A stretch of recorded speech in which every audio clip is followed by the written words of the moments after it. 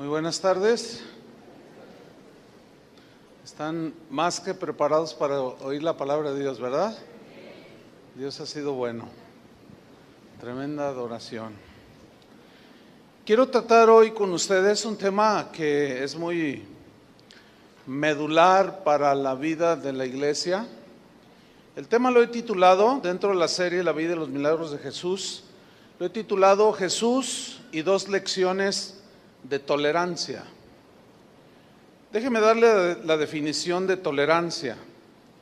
La tolerancia es el respeto a las ideas de otros, es el respeto a las creencias o a las prácticas de los demás, cuando éstas son diferentes o contrarias a las propias, ¿sí? Lo contrario de la tolerancia es la intolerancia. La intolerancia ha sido un lastre que toda la humanidad ha acarreado a través de la historia del universal. Ha habido muchos muertos por cuestión de que expresan sus ideas y otros no están de acuerdo, viene la agresión. Y la historia de la humanidad registra muchísimos, miles de casos de intolerancia que han llevado al homicidio, han llevado a la calumnia, a la denostación. Es una vergüenza que el ser humano padecemos como seres humanos. Y el cristianismo, hermanos, no ha estado exento de este que considero es un pecado, ¿sí? La intolerancia. Entonces, yo quiero hablar precisamente de dos lecciones que Jesús da acerca de la tolerancia. En Marcos capítulo 9, versículo 38, ahí encontramos la primera lección de Jesús sobre la tolerancia. Marcos 9, 38. Dice así: Jesús le respondió diciendo, Juan le respondió diciendo, Juan el apóstol, le dijo: Maestro, hemos visto a uno que en tu nombre echaba fuera demonios, pero él no nos sigue y se lo prohibimos, porque no nos seguía. En la versión en lenguaje sencillo dice: pero nosotros le dijimos que no lo hiciera, porque él no es parte de nuestro grupo. Versículo 39. Pero Jesús le respondió: no se lo prohíbas. ¿Por qué se lo prohíbes? Dice: porque ninguno hay que haga milagro en mi nombre que luego pueda decir mal de mí, porque el que no es contra nosotros, por nosotros es. Aquí vemos cómo Juan, el apóstol, vio a uno que en el nombre de Jesús estaba liberando de los demonios a las personas. Las personas obviamente recibían el beneficio de esta liberación, pero él trató de impedírselos. ¿Cuál era la razón? Simple y sencillamente porque no pertenecía al grupo íntimo de Jesús. Esto equivale a lo que hoy se diría como: no, es que él no es de nuestra iglesia, es que él no es de nuestra denominación. Aquí notamos que Juan estaba más preocupado por la pertenencia a cierto grupo que por el beneficio que se le podía hacer a una persona a través del amor y del poder de Dios. Y Jesús establece un gran principio aquí en el versículo 40, porque dice: porque el que no es contra nosotros, por nosotros es. Si nosotros le preguntáramos a cualquier cristiano de cualquier confesión o denominación cristiana y le preguntamos: ¿estás a favor de Cristo o en contra? ¿Qué nos va a responder? A favor. Claro, ¿sí? Entonces aquí tenemos la primera lección de Jesús sobre la tolerancia. Es una lección que todos los cristianos, o al menos de esta congregación, porque es la que nos atañe a nosotros, necesitamos entender muy bien. Necesitamos asimilarla y aprender. Todo ser humano tiene el derecho dado por Dios de tener sus propias ideas. Es un regalo de Dios, la libertad de expresarnos, ¿sí? Dios nos dio el derecho a pensar las cosas por sí mismos, para llegar a nuestras propias conclusiones. Incluso tenemos la libertad de creer lo que nosotros consideramos que es la verdad, ¿sí? Porque finalmente cada quien es responsable de lo que piensa, de lo que cree y de lo que hace, ¿sí o no? Eso lo dice la Escritura. Es algo muy lamentable que una persona o una iglesia entera o una denominación cristiana en este caso crean que ellos tienen el monopolio de la interpretación de la Escritura, o sea, que solamente ellos la entienden. Es muy lamentable que algunos se sientan poseedores de la salvación, diciendo cosas como: el que no está en esta iglesia no se va a salvar, o el que se va de esta iglesia no se va a salvar. No, Dios, hasta donde yo entiendo, no ha firmado ningún contrato de exclusividad con ninguna persona, ni con ninguna denominación cristiana en especial. Porque según la Biblia, la salvación está en Cristo, está en la persona, en el sacrificio de Cristo, que es por la fe, y es para todo aquel que cree. No está la salvación en un lugar, sino en una persona, que es Cristo. No hay nadie que posea toda la verdad sobre Dios y su palabra. No existe un solo cristiano que pueda decir: yo conozco de manera absoluta todo el ser de Dios. No creo que exista alguien así. Aunque hay quienes sí creen poseer esta verdad, según ellos, y creen poseer toda la verdad. Esto es precisamente lo que ha llevado a muchos cristianos a ser intolerantes con los demás. La intolerancia, pues, es una señal de arrogancia. ¿Por qué? Pues porque excluye a los demás del grupo. Si no perteneces a nosotros o andas con nosotros, entonces no, eres un pobre tonto ahí que dice que es cristiano y que dice que sigue a Dios, pero no, tienes que estar con nosotros. Por eso todas aquellas expresiones de: no, mira, vente con nosotros porque acá con nosotros sí está bien, es intolerante, ¿sí? Es como decir: solo nosotros somos los que firmamos un contrato de exclusividad con el Señor. Solo nosotros entendemos la Escritura, y eso, mis queridos hermanos, no existe. Todos tenemos el derecho de pensar y de expresar lo que creemos. ¿Me puedes subir monitor, por favor? Repito, todos tenemos el derecho de pensar y de expresar lo que creemos. De todos los derechos humanos, el más apreciado es la libertad de hablar, de expresar las ideas. Sin embargo, esto tiene sus límites. Por ejemplo, si alguien con sus ideas está destruyendo los principios del cristianismo o la moralidad y los cimientos de la sociedad, fíjense bien, pongan atención, podemos oponernos, porque eso es parte de la libertad. Pero la manera de oponerse no debe ser tratando de eliminar a alguien por la fuerza, ni atacar su dignidad humana, ni burlándose, y mucho menos asesinándole. Eso no. Por ejemplo, Moisés, que cometió el grave error de matar a un egipcio, tratando de defender la libertad que Dios le quería dar a Israel. Y Dios reprobó eso, porque eso era vil intolerancia, ¿sí? Pedro, el apóstol, en una ocasión, cuando a Jesús lo prendieron, dice la Escritura que sacó una espada para defender al que amaba. ¿Tú amas a Jesús?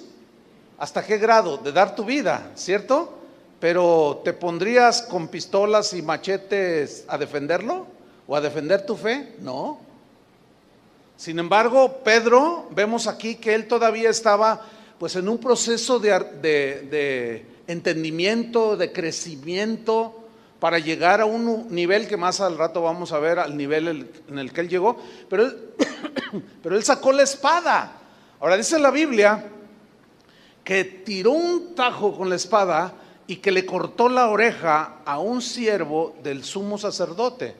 Pero aquí viene una pregunta: ¿realmente Pedro quería cortarle la oreja? Créanmelo que no. Él quiso cortarle la cabeza, volarle la cabeza o partírsela en dos. Pero se entiende que en un ágil movimiento el siervo del sumo sacerdote lo esquivó y solamente le cortó una oreja, y Jesús lo reprendió y le dijo: Pedro, mete esa espada, guarda esa espada, porque el que hierro mata, a hierro muere. Esa no era la enseñanza de Jesús, de defender su doctrina, su enseñanza a través de la violencia física o verbal. Por eso dice: todos darán cuentas de las palabras ociosas, que ya estudiamos, ¿se acuerdan? Entonces le dice: no, guárdala. Entonces él guarda la espada.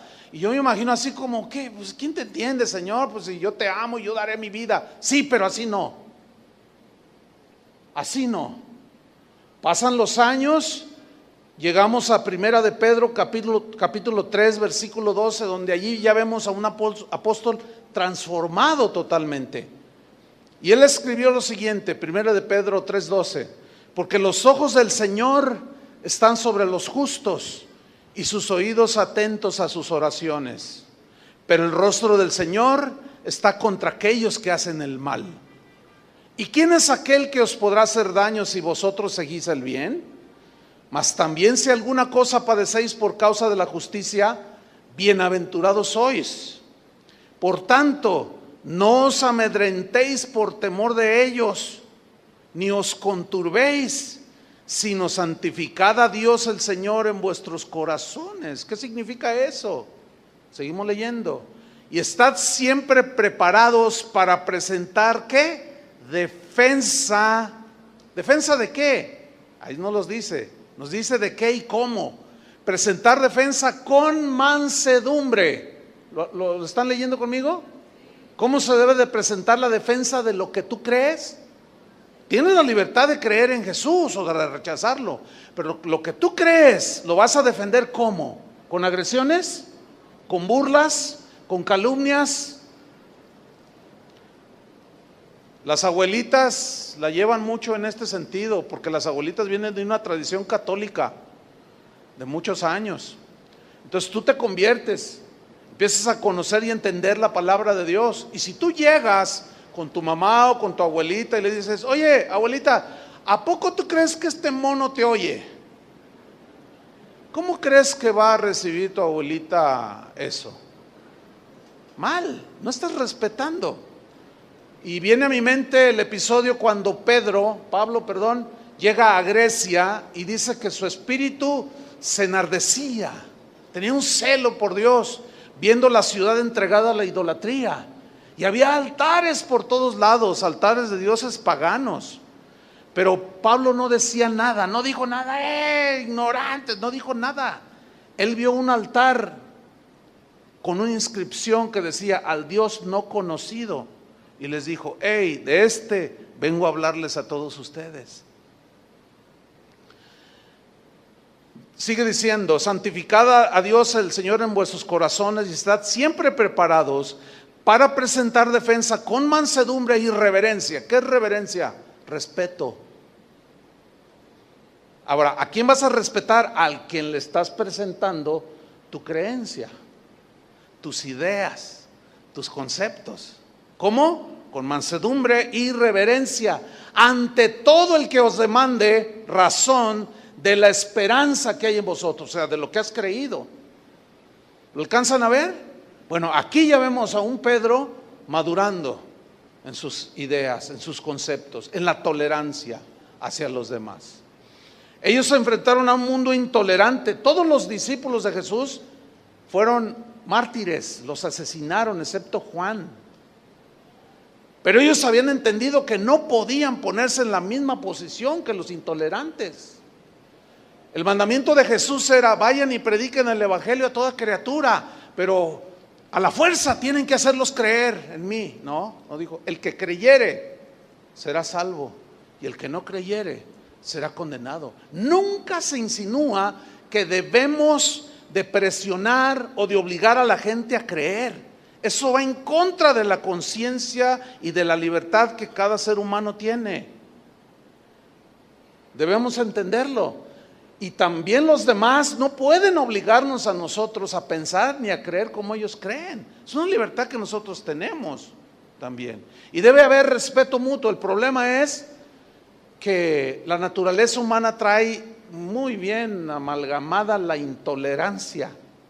Todo mundo, hay un dicho que dice que cada cabeza es un mundo y cada quien defiende lo que cree y lo que piensa. Nosotros también lo vamos a hacer. Vamos a defender lo que creemos en Cristo, que Él murió por nosotros, etcétera, y lo que creemos en la palabra. Pero tiene que estar la tolerancia ahí, a un lado de nosotros. ¿Están comprendiendo? Vamos a ver una advertencia de Jesús al respecto. Vamos a Juan capítulo 16, versículo 1. Juan 16, 1.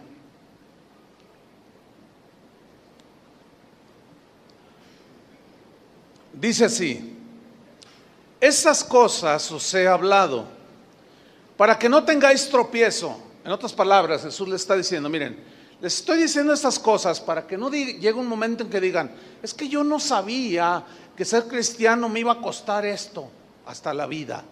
No, yo se lo estoy diciendo para que no tropiecen y se turben y digan, ay, es que mejor no. No, dice versículo 2. Los van a expulsar de las sinagogas. Y aún viene la hora cuando cualquiera que os mate pensará, creerá que rinde servicio a Dios. Y esto harán porque no conocen al Padre ni a mí. Mas os he dicho estas cosas para que cuando llegue la hora os acordéis que ya os lo había dicho. Aquí Jesús está haciendo una advertencia. Se van a encontrar con un mundo intolerante. Socialmente, religiosamente, espiritualmente. Se van a encontrar con un mundo que no acepta otras ideas más que los que ellos. Con gente que no acepta otras ideas, otras formas de vivir más que la que ellos creen y viven. Se van a enfrentar con ellos. Y algunos llegarán a pensar que cuando los maten estarán rindiendo servicio a Dios, pero esto lo harán porque no conocen a Dios ni a mí. ¿Se acuerdan de Saulo de Tarso cuando aparece en la escena ahí en el libro de los Hechos? ¿Cuál es el contexto? Un cristiano de la iglesia llamado Esteban, uno de los diáconos, predicó un mensaje poderosísimo que dice que cuando lo estaban escuchando los intolerantes religiosos, crujían los dientes en contra de él. De tal manera era su intolerancia que lo apedrearon hasta morir. Quedó hecho pedazos allí con el cráneo destrozado. Y dice que junto al cuerpo de Esteban estaba un joven llamado Saulo, que consentía en su muerte y respiraba amenazas contra los discípulos. ¿Quién era ese Saulo? Bueno, era un fariseo. Era un miembro, dicen muchos, del Sanedrín, de los principales religiosos que profesaban el judaísmo. Pero se habían vuelto tan intolerantes que pensaban que aún asesinando, eso le iba a agradar a Dios. Conocemos la historia de Pablo, cómo su conversión. Posteriormente, pues pasan los años y él empieza a crecer en el Señor, empieza a asimilar. De hecho, se dice que después de Jesús, Pablo es el que más ha aportado al cristianismo con las epístolas que el Espíritu Santo le inspiró. Vemos en el libro de los Hechos, en el capítulo 26, a un Pablo contando su testimonio y aceptando que él había sido un intolerante, lo cual en ese momento ya no era, que él había llegado a asesinar. Y miren todo lo que él mismo dice de él. Él había transgredido esa libertad que los seres humanos tenemos. Y dice en Hechos 26:9, yo ciertamente había creído mi deber hacer muchas cosas contra el nombre de Jesús de Nazaret. Fíjate, él tenía esa convicción, él tenía esa idea, él creía que si se oponía al supuesto Mesías, Él estaba agradando a Dios. Dice, yo creí que ese era mi deber. Lo cumplió, sí, pero asesinando. Versículo 10. Lo cual también hice en Jerusalén. Y luego dice, yo encerré en cárceles a muchos de los santos, o sea, de los cristianos. Dice, yo los metí a la cárcel, habiendo recibido poderes de los principales sacerdotes. Y cuando los mataron, yo di mi voto. Creo que el personaje más intolerante en la Biblia no puede ser que el apóstol Pablo antes de convertirse. Pero una vez convertido, él empezó a entender. Y dice, yo di mi voto, versículo 11. Y muchas veces, dice, muchas veces, castigándolos en todas las sinagogas, los forcé a blasfemar. Y enfurecido sobremanera contra ellos, o sea, contra los cristianos, en toda la potencial de intolerancia que él tenía en ese momento, dice, los perseguí hasta en las ciudades extranjeras. Qué espíritu y qué actitud tan más horrible.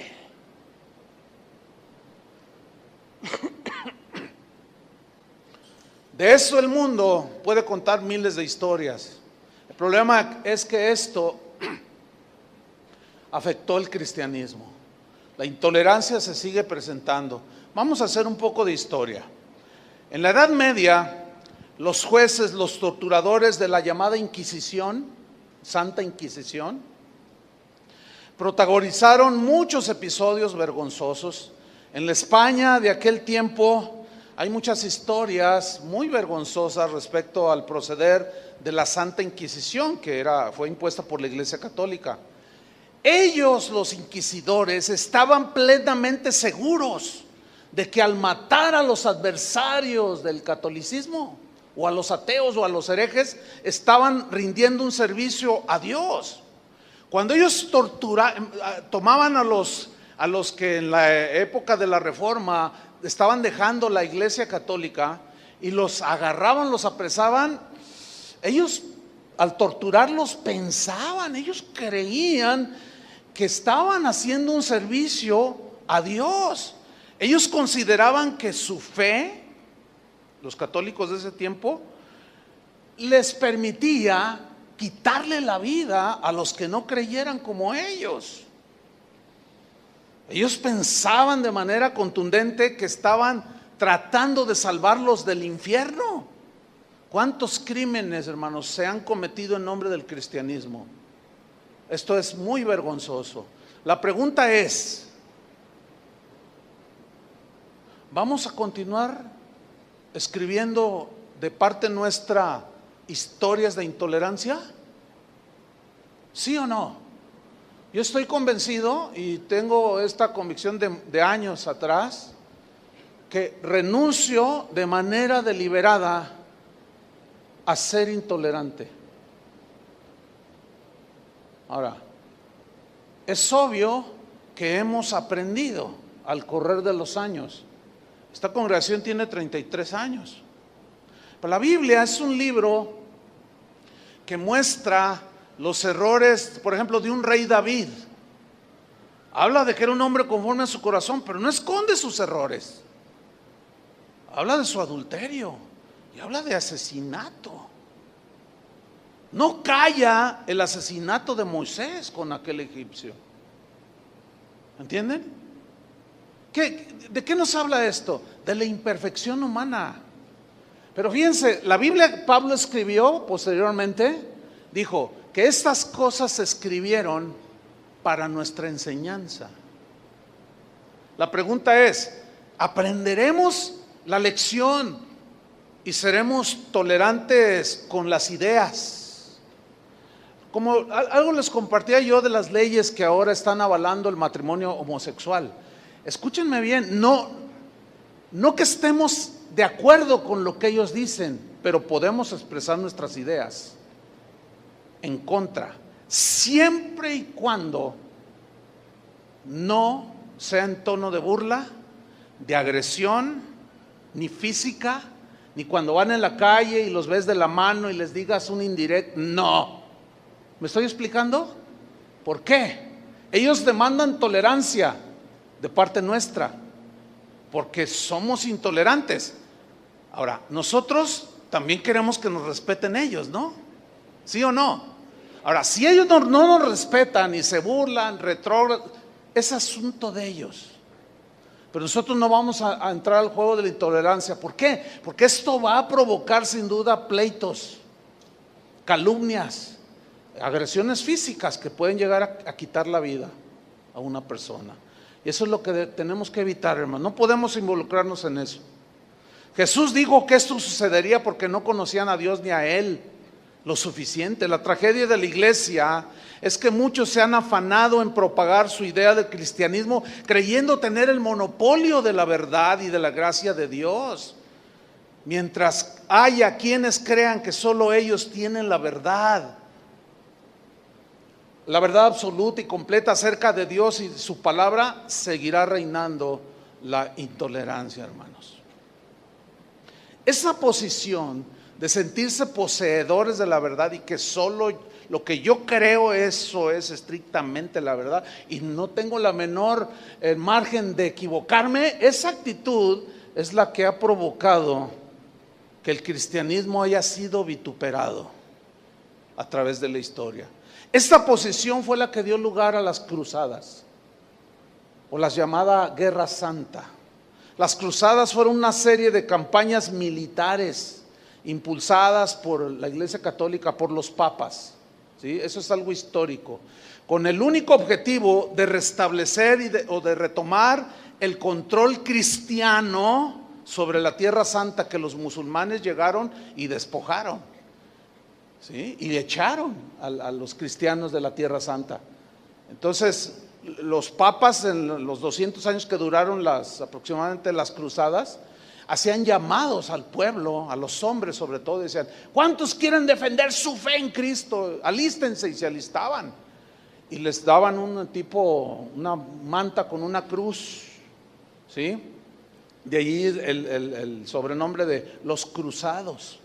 A ellos les prometían que si daban su vida para defender la iglesia y retomar la ciudad santa de Jerusalén, ellos tendrían indulgencias plenarias, de seguro se salvaban según las creencias de ellos. No, hombre, se enlistaron de una manera numerosísima, libraron batallas aquí y allá y hubo miles y miles y miles de muertos en el nombre de Cristo. Qué vergüenza, ¿no? Digan: no, sí, no, pues es que la Iglesia Católica se excedió. Al rato le vamos a voltear la tortilla y vamos a escuchar cosas que tal vez nunca han escuchado.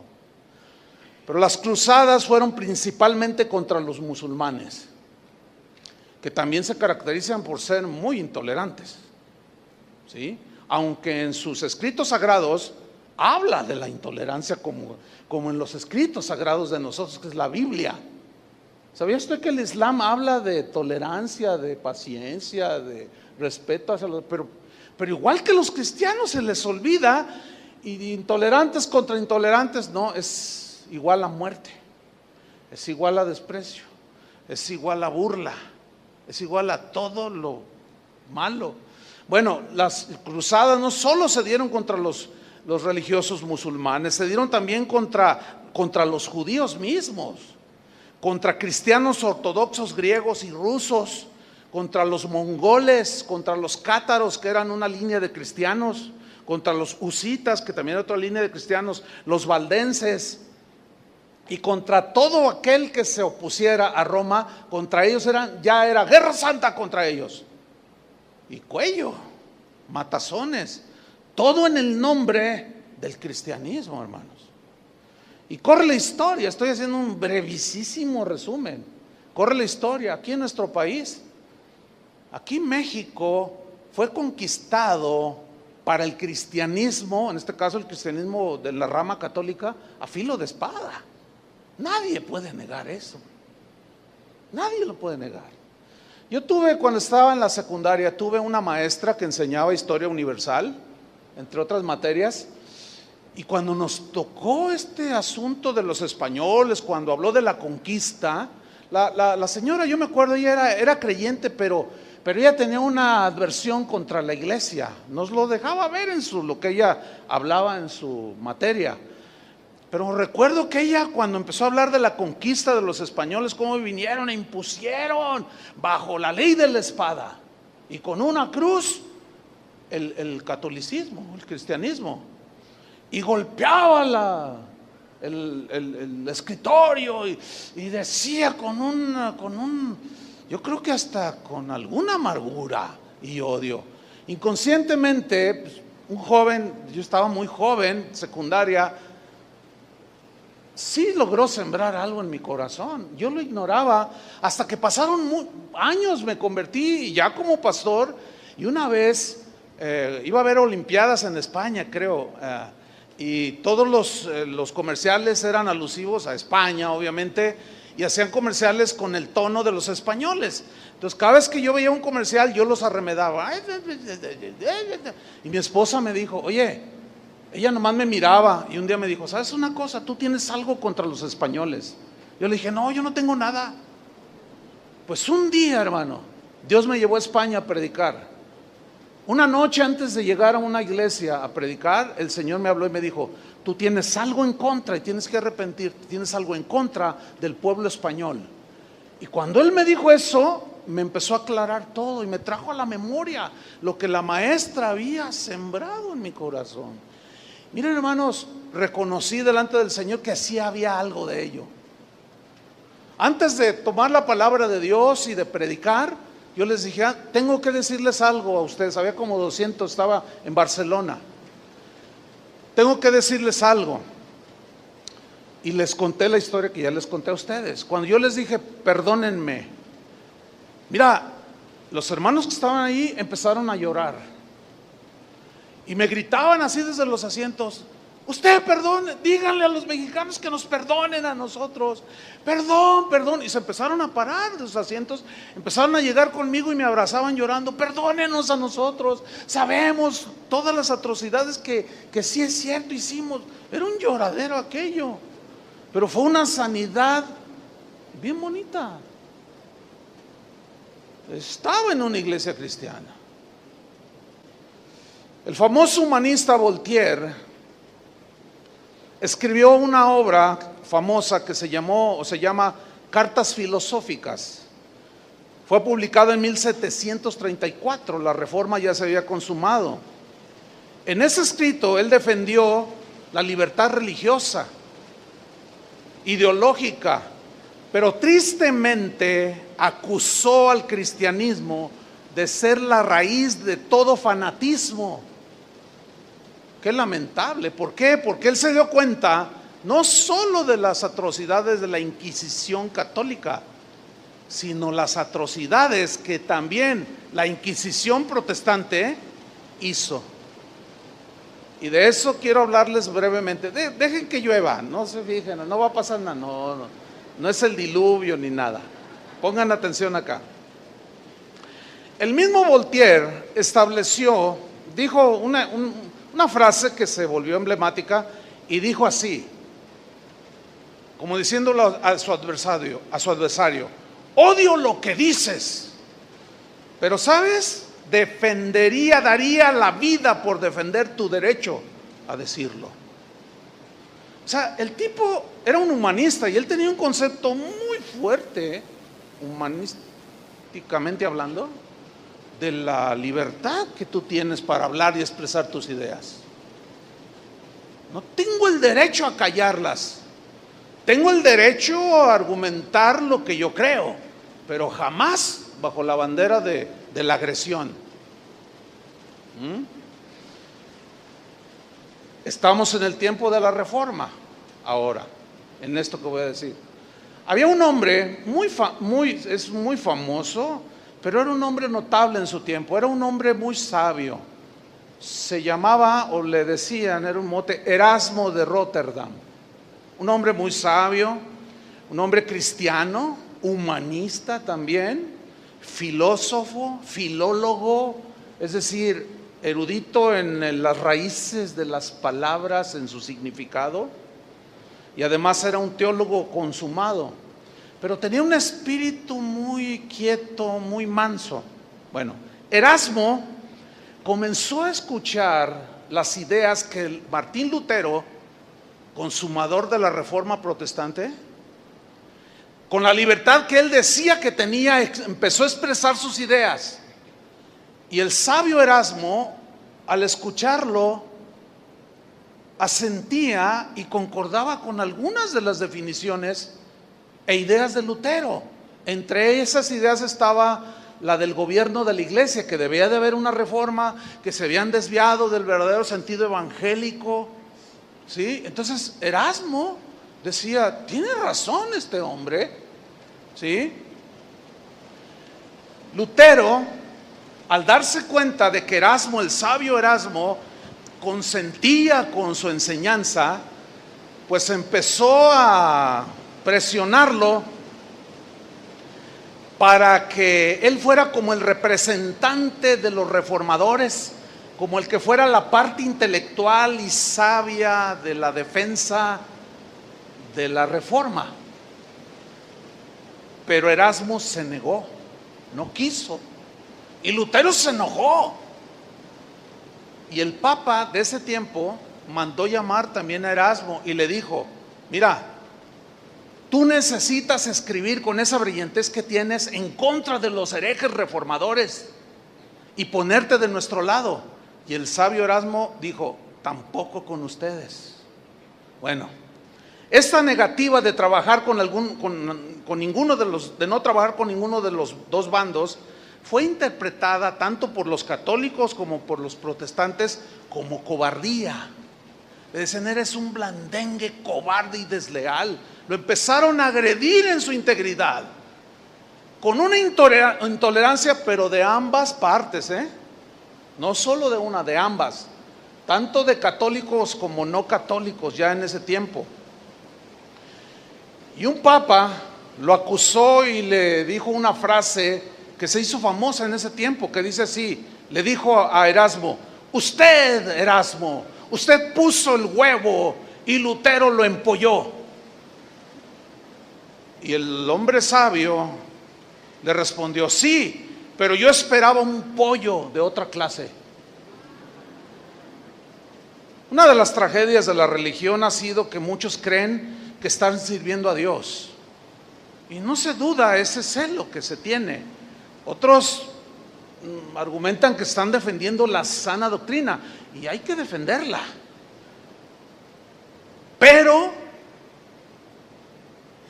muchos el día de hoy lo están haciendo de manera intolerante, tachando a todo mundo de hereje, simple y sencillamente porque no creen como ellos creen, porque no creemos como ellos creen.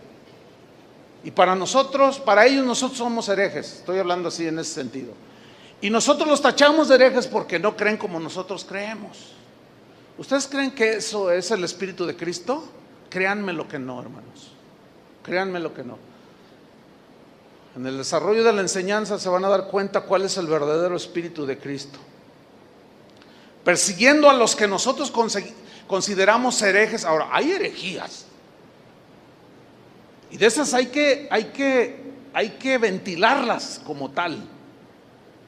Pero hermanos, hay diferencias entre los cristianos. Hay cristianos que no usan corbata porque dicen que es la vestimenta del hombre mundano. De verdad. Entonces, si usted va a una iglesia y usted va con corbata, mundano, te dice. Y hay cristianos que creen que si el pastor no se pone corbata, está pecando. O sea, la corbata es ridículo. ¿Cómo hemos caído precisamente en lo que el Señor dice que no debemos hacerlo? Fíjese usted que en la época de la Reforma Protestante también se dieron crímenes en el nombre del cristianismo. En 1525, Martín Lutero escribió una obra titulada Exhortación a la Paz. En ella, Martín Lutero exponía sus argumentos en contra de la conducta altanera y despreciativa que estaban teniendo los ricos de ese tiempo, que ya habían abrazado la reforma. Se consideraban reformados, se consideraban cristianos, se consideraban gente salvada por fe, lavados por la sangre de Cristo. Bueno, este escrito que escribió Lutero los reprendía, les llamaba la atención, los estaba tratando de corregir a todos los gobernantes, porque ya había agarrado la reforma y había llegado a niveles de reyes que se habían hecho protestantes. Y él les dice, los exhorta pues a que haya paz y que dejen esa actitud altanera.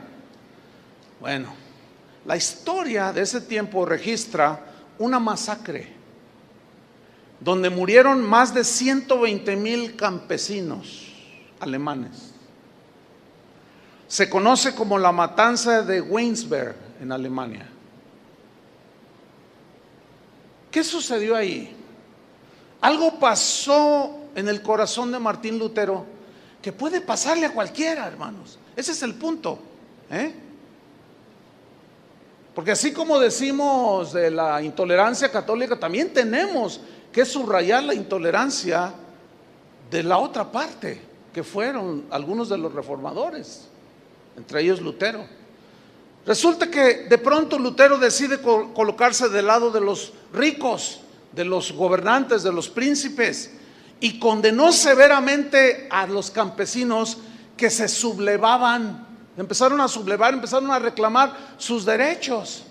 Ahora, pero ¿en base a qué empezaron a reclamar? Bueno, resulta que cuando Martín Lutero inicia su predicación, él mismo, por boca de él dice que jamás era su intención o fue su intención dividir la iglesia.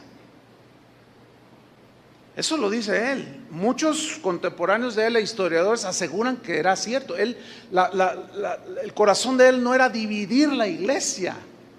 El corazón de él era reformarla, que volvieran a los principios evangélicos. Esa era su intención. Pero los intolerantes que estaban en el poder de la iglesia no soportaron eso y lo expulsaron de la iglesia, y vino definitivamente la división del cristianismo en la Edad Media. Bueno, cuando Lutero empieza él a dar mensajes, él levantó la bandera de la libertad de creencia. Y les decía, entre otras cosas, tú eres libre de creer lo que tú quieras, nadie te puede coaccionar, nadie debe presionarte, porque en ese tiempo la iglesia católica forzaba a la gente a creer como ellos decían que debían creer. No había libertad. Entonces, Martín Lutero toma esa bandera, claro. El pueblo, el vulgo, se volcó tras ese mensaje. ¿Puedo tener yo libertad de creer? Es que yo no creo que eso me oiga. Es que yo no creo eso. Tú tienes libertad de hacerlo. No, los seguidores se empezaron a remolinar alrededor de él por miles y miles.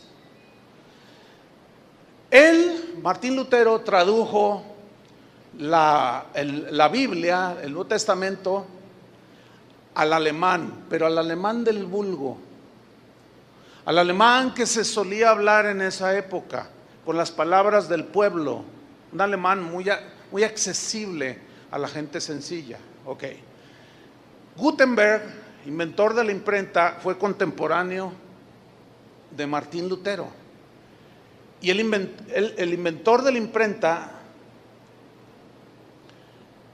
imprimió el primer libro en la historia y fue la Biblia. La mayoría de ustedes sabe esto, ¿no? La Biblia fue el primer libro pasado por la imprenta. Así es que salió por montones, pero como pan caliente, ¿sí? La Biblia empezó a correr por toda la Alemania de ese tiempo. Y la gente del vulgo, la gente pobre, generalmente siempre ha sido así, los ricos y los pobres, empezaron a llegar a sus manos ejemplares de la Biblia y empezaron a leer. Cosas como en la epístola de Santiago, que decía: a ricos, que detenéis el pago a vuestros trabajadores, vuestras riquezas se pudrirán con el óxido. Por eso Martín Lutero, y esto está registrado en la historia, odiaba esa carta, no la quería, la epístola de Santiago. Decía que era paja y que el diablo había metido no sé qué ahí, y la desechó. Claro, porque se sentía aludido. Fíjese, aquel que pedía tolerancia se volvió intolerante. Increíble. Pero eso es ni más ni menos la debilidad de nosotros los seres humanos. Entonces entre otras cosas, los alemanes, los campesinos de ese tiempo, miraron otras cosas, de que los patrones, las autoridades debían de gobernar bien, debían de tratar bien a sus empleados, a sus obreros, a los campesinos, y no había nada de eso. Entonces se juntaron y fueron a reclamar con los hermanos dueños de las haciendas y de las fábricas.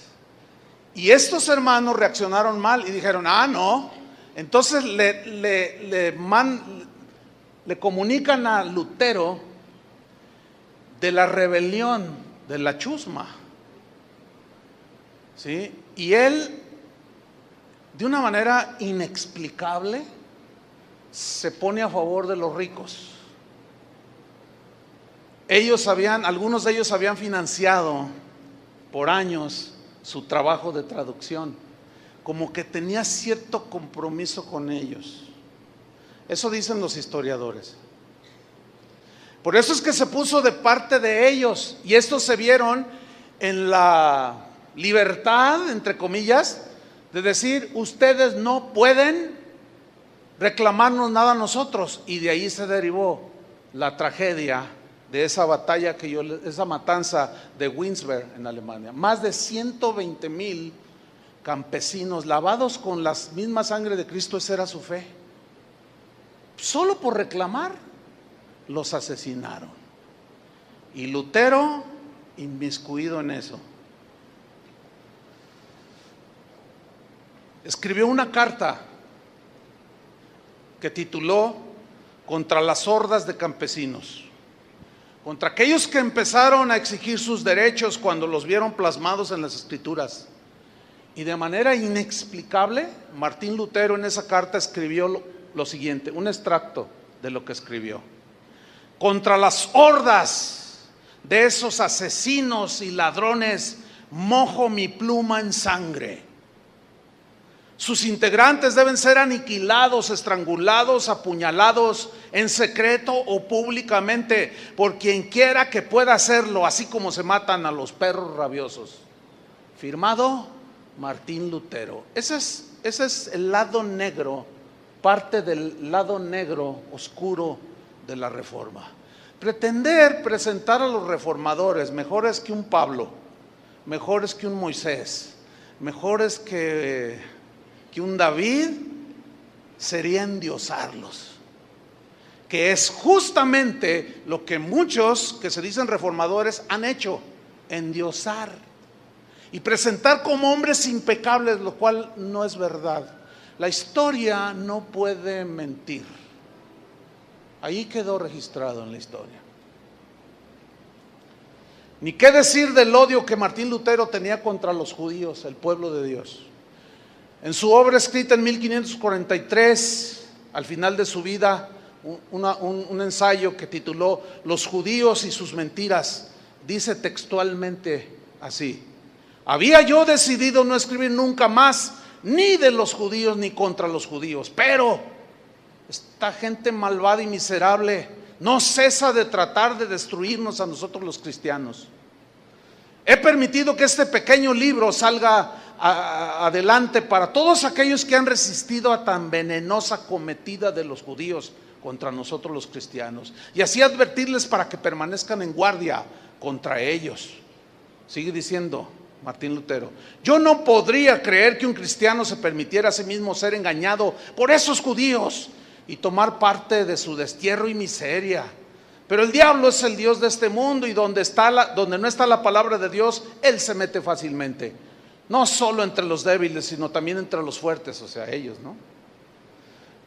En su intolerancia siguió escribiendo: deben realizarse contra los judíos acciones como quemar sus sinagogas, destruir sus libros de oración, prohibir predicar a los rabinos, deben aplastar y destruir sus casas, incautarse sus propiedades, confiscar su dinero y obligar a esos gusanos venenosos a realizar trabajos forzados o a expulsarlos para siempre. Escuche bien, muchos historiadores aseguran que Adolfo Hitler se inspiró en su odio mortal contra el pueblo judío en los escritos de Lutero. El Hitler de la Alemania, que así como Saulo respiraba amenazas y enfurecido y perseguía de ciudad en ciudad a los cristianos, así el Hitler se volvió un total intolerante. Pero la raíz allí quedó, hermanos. Increíble, ¿no? Pero ahí está. Hay muchos personajes de la Reforma. Hay uno al cual le apodaron el dictador de Ginebra, avecindado en Ginebra, originario de Francia, que así como Pablo, yo encerré en cárceles a muchos de los santos, habiendo recibido poderes de los principales sacerdotes, y cuando los mataron, yo di mi voto. A ese llamado dictador de Ginebra, en su intolerancia, cuando ya tenía el poder religioso y civil, hizo una serie de prohibiciones a todos los habitantes de Ginebra, como prohibido ir al teatro, prohibido escuchar la música que él no aprobaba, prohibido ir a un día de campo si él no lo aprobaba, prohibía todo. Cuando él se quejó y se quejaba de la intolerancia del catolicismo, se volvió el más le decían el dictador de Ginebra. Este hombre, así cual Pablo, que dio su voto en la muerte de muchos cristianos, este llamado dictador de Ginebra consintió en la muerte de un hombre llamado Miguel Servet, que fue quemado en la hoguera, simple y sencillamente y únicamente porque el tal Miguel Servet disentía en algunos conceptos doctrinales con el dictador de Ginebra, y dio su voto para que fuera llevado a la hoguera. Y todavía más, permitió que fuera quemado en leña verde. Esa frase de no, y en leña verde viene de esa época, porque la leña verde, al ser encendida, no se consume tan rápido, es más lenta. Entonces el tormento, el suplicio era peor. Escuchen bien lo que voy a decir. Bueno, voy a repetir lo que dicen los historiadores. Hay documentos que prueban que la Inquisición protestante fue peor que la Inquisición católica, porque los registros de la Inquisición católica, ahí están, muestran que cuando la gente pedía clemencia, las acusaciones eran falsas, otras verdaderas, pero no era como para llegar a matar a alguien por disentir en las ideas o en las creencias. Pero cuando pedían clemencia a sus verdugos, registra la historia que los perdonaban. Pero cuando se dio del lado protestante, como a Miguel Servet, que pidió clemencia, gritaba: tengan piedad de mí, le atizaron al fuego, eres culpable. Y hizo un par de escritos este dictador de Ginebra, que lo había agarrado primero la Inquisición católica y se les escapó. Dijo: no, este tiene que morir, y de mi parte no descansaré hasta no llevarlo a la muerte. Y cuando finalmente lo apresan y le dan la sentencia en la hoguera, él dio su voto, así como Pablo, simple y sencillamente porque disentía de algunos puntos doctrinales de las Escrituras. Dentro de esta tragedia destaca la defensa de este ejecutado Miguel Servet por ideas religiosas. Hayan sido herejías o lo que haya sido, nunca justifica, hermanos, asesinar a una persona. ¿Están de acuerdo con eso? Nunca. En esa historia triste resalta la defensa que hizo del tal Servet un hombre llamado Sebastián Castellion. Este hombre dijo: matar a un hombre no es defender una doctrina, es matar a un hombre. Cuando los ginebrinos ejecutaron a Servet, no defendieron una doctrina, mataron un hombre. Al que mata un hombre se le denomina asesino.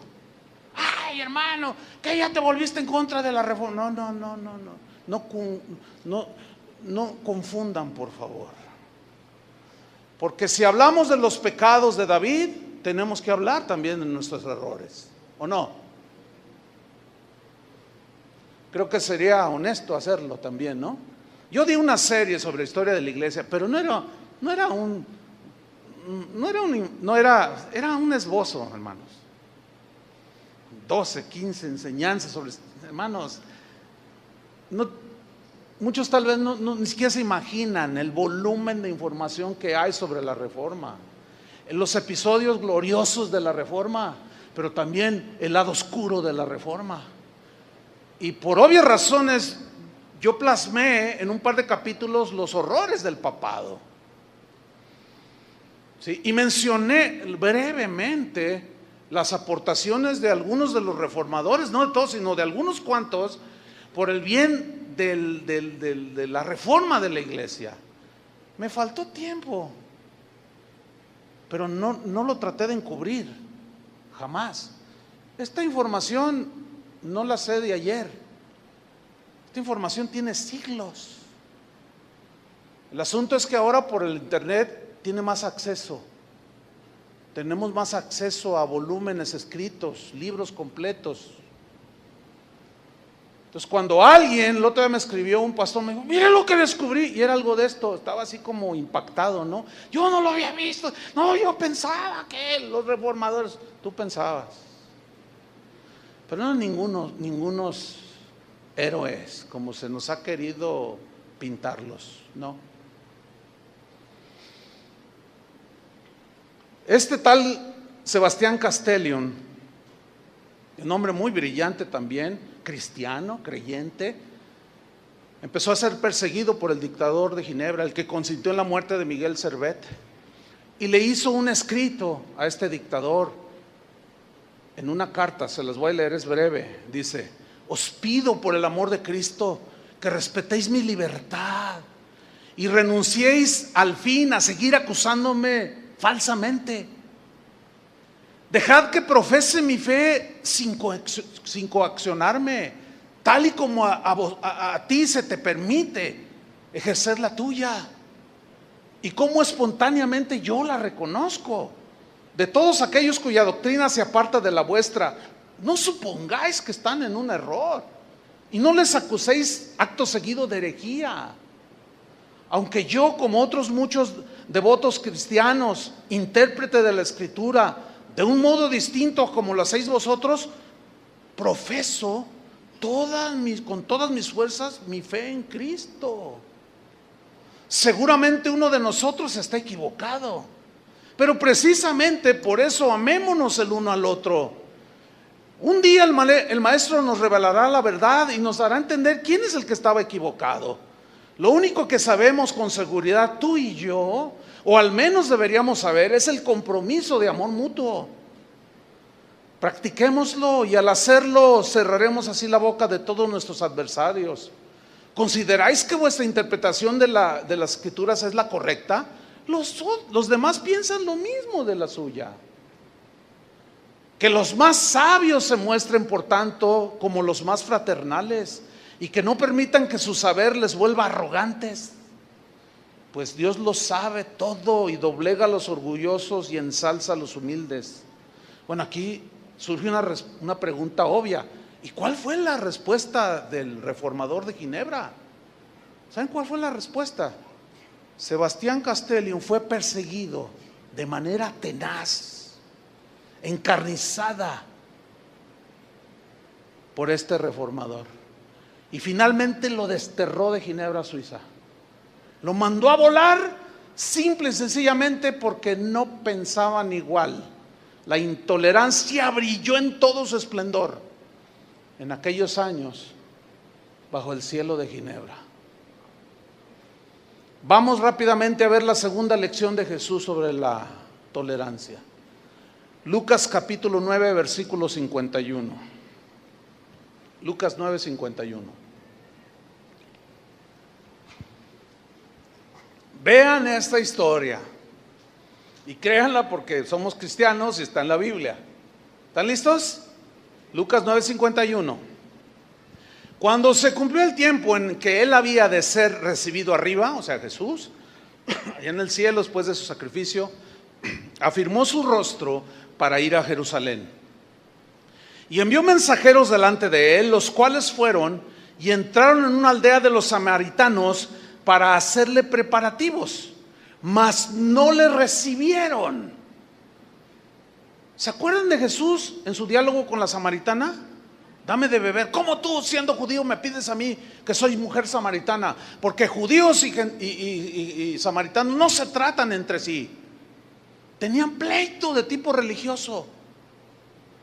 Nuestros padres adoraron en este monte y vosotros decís que es en Jerusalén, le argumentaba la señora esa, la del cántaro, la samaritana. No, le dice. Y Jesús le dice, no, mujer, créeme que la hora viene cuando ni en Jerusalén, ni en este monte, ni en Jerusalén adoraréis al Padre. Estaba echando por tierra toda centralidad de un lugar específico para adorar a Dios. Estaba rompiendo todas las barreras sociales, políticas y religiosas. No se trataban, no se llevaban los samaritanos y los judíos. Y los judíos decían, no, yo no puedo entrar a una aldea de samaritano. Por eso es cuando vieron a Jesús que hablaba con la mujer, se maravillaron. Pero ese maravillarse no es así como, ¡ay, qué tremendo! Le está compartiendo. No. El maravillarse ahí significa, ¿qué? ¿Ya viste cómo es posible? El maestro, sí, lo estás viendo. Mira con quién habla. Con una mujer, así dijeron. Y además es samaritana. Los apóstoles del amor, en todo su esplendor, sacando toda su intolerancia y su pleito religioso. No le recibieron, dice el versículo 54. Viendo esto sus discípulos, Jacobo y ¿quién más? Juan, otra vez Juan, el llamado apóstol del amor, el que dijo, hijitos, amados los unos a los otros, porque el amor es de Dios y el que no ama no ha conocido a Dios, porque Dios es amor. Otra vez en un acto de intolerancia, el que dijo, aquel que dice yo amo a Dios y aborrece a su hermano es homicida. No amemos de palabra, sino de hecho y en verdad. Nosotros le amamos a Él porque Él nos amó primero. El apóstol del amor envuelto por segunda ocasión en la intolerancia. Sí, mis queridos hermanos, sí. Vean cómo la Biblia no nos esconde el lado débil del ser humano. Lo tremendo de esto es que Juan no se quedó estancado en su intolerancia. No se quedó en el fango de la intolerancia, ni en el desprecio hacia aquellos que no creen como él. No. Pero aquí lo vemos otra vez. Jacobo y Juan dijeron, Señor, miren lo que le dijeron, ¿quieres que mandemos que descienda fuego del cielo como hizo Elías y los consuma? ¿Cuántos quieren ese tipo de creyentes fervorosos, llenos de celo por la sana doctrina y defendiendo con furor y valentía lo que ellos creen que Cristo hizo por ellos? ¿Cuántos quieren de esos? Fíjate, tenían tanta fe, Señor, nada más da la orden y hacemos que descienda fuego del cielo. Y a todo aquel que no venga a nuestra iglesia, que no crea como yo, que no crea como los reformadores, que no crea como fulano, que no crea como sultano, que son a los que yo sigo, que el fuego los consuma. ¡Qué historia! Ahora, ¿cuál fue la respuesta de Jesús? Volviéndose él, 55, los reprendió, les llamó la atención, los regañó los exhortó, como tú quieras, pero los puso en su lugar, diciendo: ustedes no saben de qué espíritu son. Todavía no han entendido, un día lo van a entender. Jesús sabía que un día lo iban a entender. Hermanos, está bien defender lo que creemos, está bien exponer las herejías y a los lobos y a los falsos maestros, pero escúchenme bien, no podemos rebasar la línea como el día de hoy se rebasa. Y en internet, mira, ahorita actualmente todo mundo es hereje, todos somos herejes. ¿Cómo? A ver si le voy a explicar. Yo digo ahorita mis ideas, lo que yo creo, y ya puede haber alguien escuchando, siempre hay gente así, a ver qué digo, y mañana ya sale en internet: Chuy se volvió en contra de los reformadores. Sí, es que ese es un tal por cual, y empiezan a agredir, no mis ideas, no mis argumentos, y que tiene unos amigos así, y que tiene una esposa así, y que esto y que el otro y más allá. Y no, yo estoy orando para que Dios le calle la boca. Una vez yo he recibido correos, yo estoy orando para que el Señor ya se lo lleve. Y alguien dijo, una persona dijo: pero al infierno, dice, porque usted no va al cielo con todas sus herejías que enseña, háganme favor. Entonces, esa es la vil intolerancia en pleno siglo XXI. Pero jamás yo les he contestado, no. Tal vez hace 10, 15 años, sí. Bueno, Pablo cambió, Juan cambió. Yo reconozco haber rebasado la línea, no una vez, varias veces. De eso ya arreglé cuentas con el Señor, pero te va enseñando el Señor. ¿Nos vamos a quedar ahí? No, tenemos que avanzar, tenemos que seguir el caminar con el Señor. Entonces los reprende, les dice: ustedes no saben de qué espíritu sois, porque el Hijo del Hombre no ha venido para perder a las almas de los hombres, sino para salvarlas. A Santiago y a Juan les parecía que estaban haciendo algo digno de alabanza. Ellos llegaron a creer que el Señor les iba a probar su celo. Tú dinos, Señor, tú mándanos, nosotros hacemos descender fuego del cielo. Ellos sin duda creían que estaban defendiendo a su maestro. ¿Cómo lo menospreciaron? Hijos del diablo. ¿Cómo se les ocurre despreciar al autor de la vida? Y Juan ahí, el que escribió el evangelio: en el principio era el verbo. Despreciaron al verbo, el que era antes que todo. El verbo que se encarnó pisó su tierra y lo despreciaron. Malditos sean. Señor, dame permiso. Fíjate, no hace mucho uno de los pastores de una casa de oración, llegaron unos hermanos de otra iglesia que está cerca. No les gustó que se haya iniciado una casa de oración allí, y le dijeron a los pastores, llevaba la batuta allí una señora, como que llevaba pues la voz cantante, ¿no? Y les dijo: o se largan de aquí o se largan. Dice: le ore a Dios, le ore al diablo, pero de aquí se largarán. Así como lo oye, ¿eh? Qué fuerte, ¿no? Entonces, cuando me están contando eso, yo le digo a los pastores: hey, pero a ver, ¿y tú qué onda? No, se siente feo. No respondan. Oren por ellos. Bendice al que te mal. ¿Te imaginas un cristiano diciendo: le ore a Dios, le ore al diablo, pero de aquí se largan? O sea, ahora yo no puedo poner en tela de duda que ellos sean cristianos lavados con la misma sangre de Cristo, porque no los conozco en persona, no me atrevería a decir.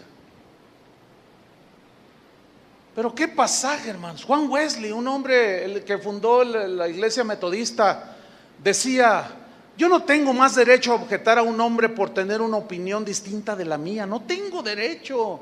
Lo que más trato de evitar es la estrechez de mi espíritu, del partidismo, el estar aprisionado en mis propias entrañas, en fin, ese fanatismo miserable que hace que muchos no estén dispuestos a creer que Dios también obra en otros y no solo en nosotros. Yo no quiero eso, decía Juan Wesley, que predicaba la santidad.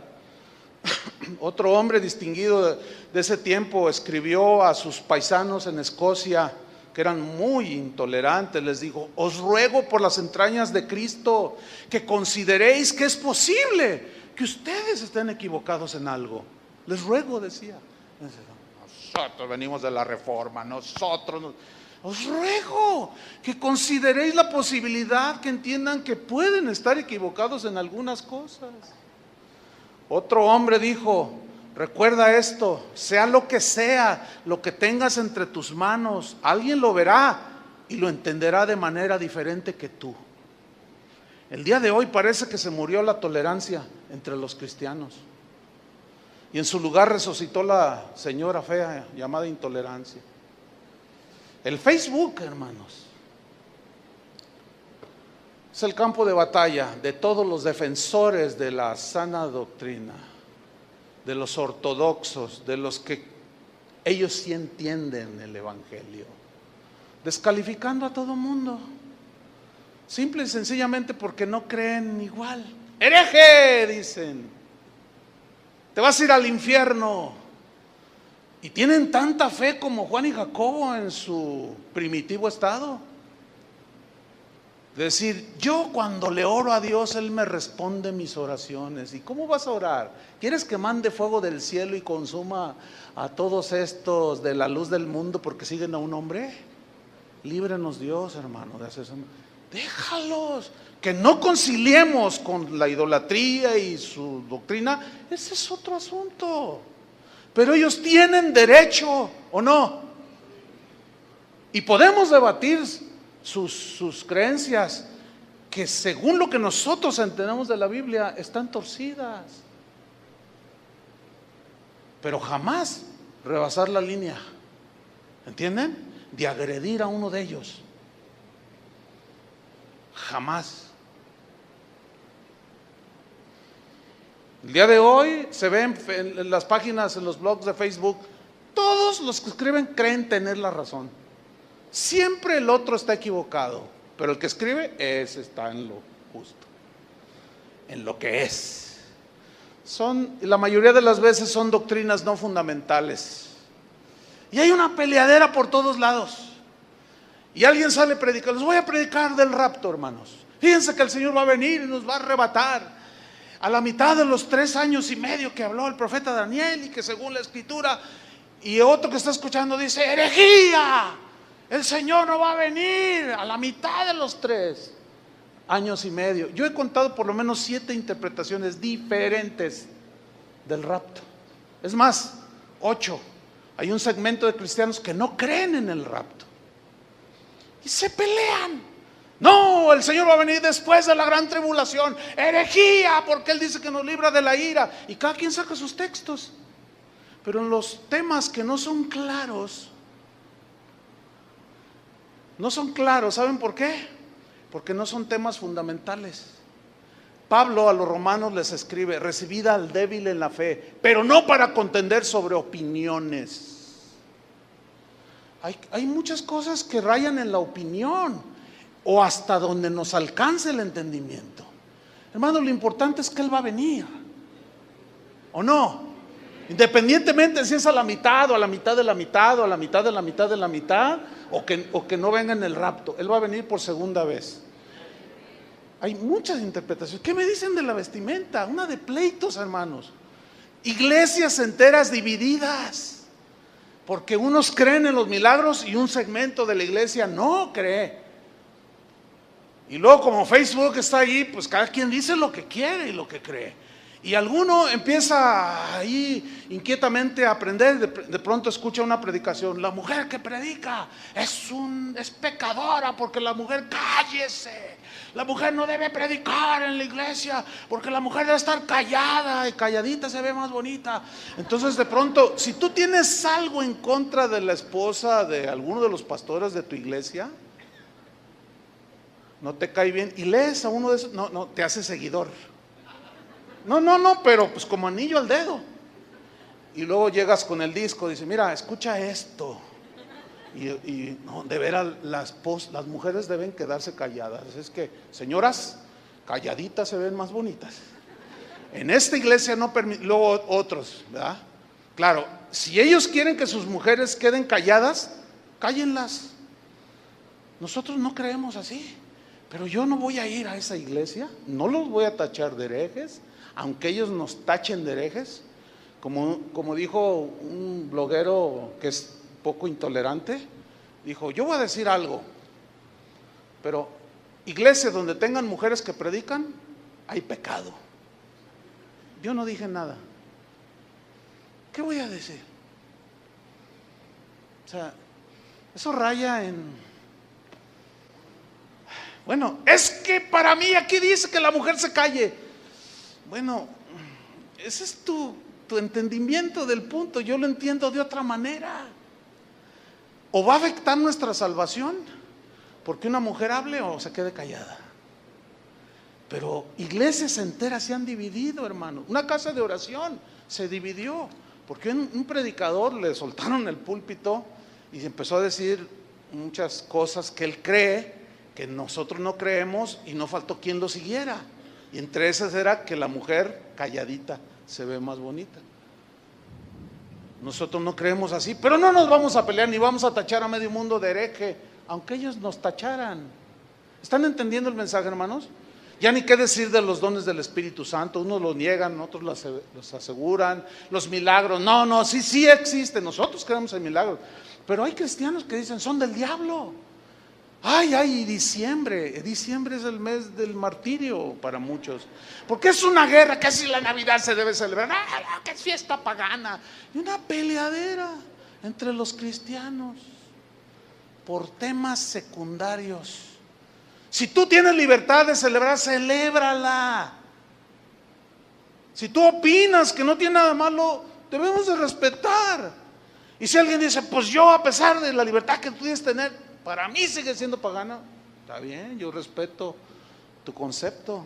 Yo no te voy a llamar hereje.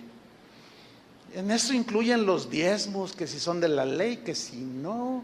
Y esto, claro, los que no quieren dar les cae como anillo al dedo. Dicen, no, esto es el evangelio, dicen. Y la obra se detiene porque la obra necesita recursos. Pero ellos aseguran que la gente ya no debe dar, así lo entienden. Y el milenio, pues, no les puedo hablar del milenio, de que si es literal o simbólico, de que si la salvación es para unos poquitos o es para todos, y toda una peleadera. Y se ofende el uno al otro. No, yo ya sabía que tú eres... Hermanos, debemos tener presente que cualquier doctrina o creencia encaja en la sana doctrina por la clase de personas que reproduce. Como dijo un cristiano, ¿a quién le importa en lo más mínimo una iglesia, lo que hacen en la iglesia, cómo hacen sus rituales, si no es finalmente que sea un instrumento de la bondad cristiana? La cuestión no es cómo se gobierna tu iglesia, qué creen o qué no creen, sino en qué clase de personas está reproduciendo la iglesia. Hay una vieja fábula, estoy terminando, antigua, que narra más o menos así. Un hombre tenía un anillo que le llamaban el anillo transformador. El anillo transformador, así se llamaba. Es una fábula, no van a decir, yo estaba enseñando herejías, eso no está en la Biblia. Es que no falta, ¿no? Entonces había un hombre que tenía un anillo transformador, tenía un ópalo maravilloso, precioso, que hacía que el que lo llevara puesto en su mano adquiriera un carácter dulce, amoroso, paciente, perdonador, sincero con todo el mundo. Amaba a todos. El anillo siempre se pasaba por tradición de padre a hijo y siempre funcionaba. El que se lo ponía era transformado en un hombre que todos respetaban, porque era un hombre bondadoso, perdonador, amaba a la familia. Con el paso del tiempo llegó a las manos de un padre que tuvo 3 hijos. a los cuales amaba con un amor igual a los tres. ¿Qué podría hacer cuando llegara el momento de darle a uno solo el anillo? Porque ellos eran tres y el anillo era uno solo. El Padre ideó y mandó a hacer dos anillos exactamente iguales que el anillo mágico, que el anillo transformador, de forma que nadie pudiera notar la diferencia. Pasaron los años y en su lecho de muerte llamó a uno a sus tres hijos, y a cada uno le entregó dirigiendo unas palabras de amor y de bondad. Era un hombre bondadoso, bueno, amable, paciente, tolerante, diría yo. Y a cada uno de sus hijos les dio un anillo y les dirigió palabras. Los demás no supieron, cada uno pensó que era el anillo, el único. Cuando los tres hijos descubrieron que cada uno tenía un anillo semejante, surgió entre ellos una gran disputa en cuanto a cuál era el auténtico, quién tiene el verdadero. Tuvieron que llevar el caso, dado el pleito que se armó, a un juez sabio, gente experta en la materia. Examinaron los anillos y dijo: bueno, en realidad no podemos decir cuál es el anillo transformador, porque los tres se ven muy bien. No podemos decir, pero ustedes mismos lo van a poder comprobar cuál es el anillo verdadero. ¿Nosotros?, preguntaron aquellos tres jóvenes sorprendidos. Sí, les dijo el juez, porque si el anillo verdadero produce en ti un carácter dulce, amable, perdonador, cuidador de su familia, si ese anillo te produce eso, entonces toda la gente, yo como juez y todo el pueblo, vamos a reconocer que el que tú tienes es el verdadero. Así que váyanse, marchaos cada uno, tomen su camino, sean amables, sean sinceros, sean honestos, amen a su esposa, amen a sus hijos, amen a su prójimo, sean justos en vuestro trato con todos. Y al correr del tiempo sabrán quién tiene el anillo verdadero. ¿Les gustó la fábula? Pues ahí no termina, porque resulta que los tres resultaron amables, buenos, amadores de su esposa, de sus hijos, pero eran diferentes. Espero hayan entendido la fábula, hermanos. Puede que odiemos las creencias de una persona, pero no debemos odiar a la persona. Puede que quisiéramos eliminar lo que enseña, pero no debemos nunca eliminar al que enseña aquello que no nos cae bien. Un sabio cristiano que fue perseguido por la intolerancia de gente que creía diferente a él, dijo de su enemigo, miren lo que dijo. Él, o sea, su enemigo, dijo este cristiano, él trazó un círculo que me dejaba fuera y comenzó a llamarme malvado, hereje, infiel, hijo del diablo. Pero el amor y yo tuvimos la habilidad de trazar un círculo y lo incluimos a él. Deje terminar con una frase que los cristianos debemos considerar para poder seguir los pasos de Jesús. A esta frase que voy a citar a continuación se le atribuye, unos se los atribuyen a Juan Wesley, otros a San Agustín de Hipona, uno de los padres de la iglesia del siglo IV, pero hermanos, realmente la autoría no importa, ¿sí? Estoy convencido de que estos dos hombres no van a salir de sus tumbas para pelear derechos de autor. No, ellos eran diferentes, ¿sí? Pero la frase dice así: en lo esencial, en lo fundamental, unidad. ¿Crees que Jesús es el Hijo de Dios? Sí.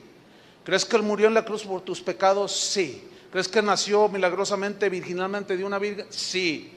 ¿Crees que Él resucitó de los muertos para nuestra justificación? Sí. ¿Crees que tu acceso al Padre es por medio de la fe en el sacrificio de Cristo? Sí. En lo esencial, unidad.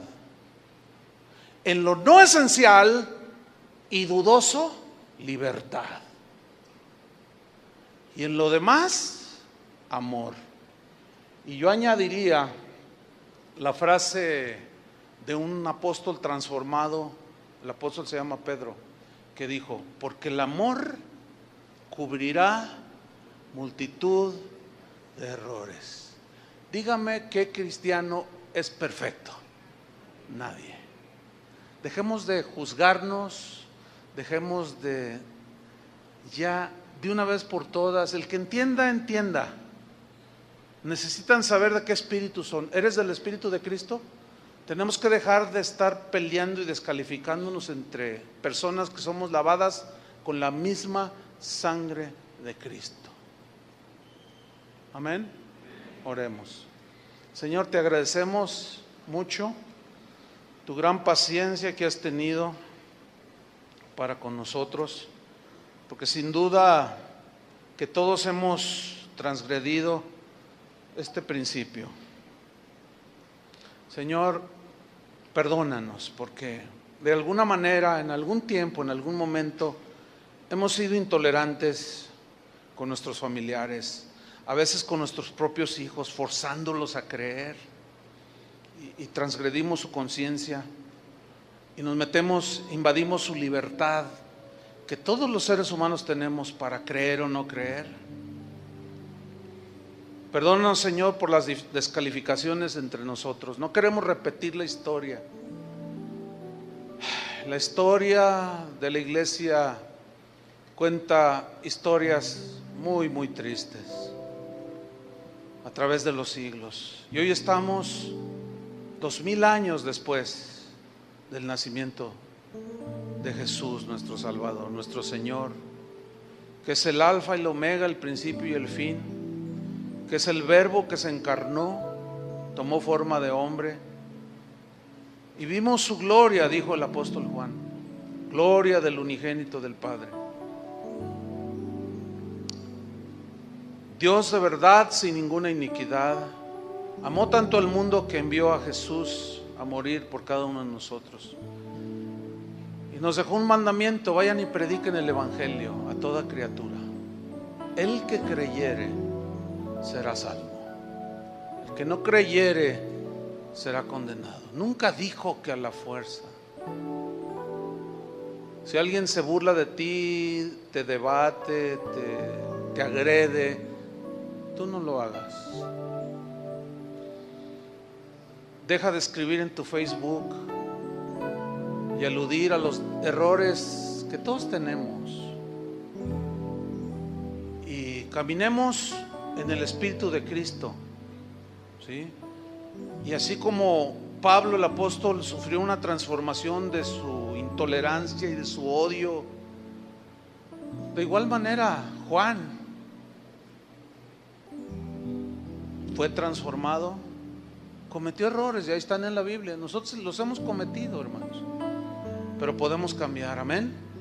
Que la gracia del Señor Jesús esté en cada uno de nosotros para poder seguir adelante y cambiar y dejar la contienda y dejar de herirnos entre hermanos y hacer posible la oración de Jesús para que el mundo crea, que se amen los unos a los otros. En esto conocerá el mundo que son hijos de Dios y se aman los unos a los otros. Que cese la contienda, amén, hermanos. El vituperio, la calumnia y todo eso, no. Nadie ha ganado, todos perdimos ahí. Que Dios los bendiga.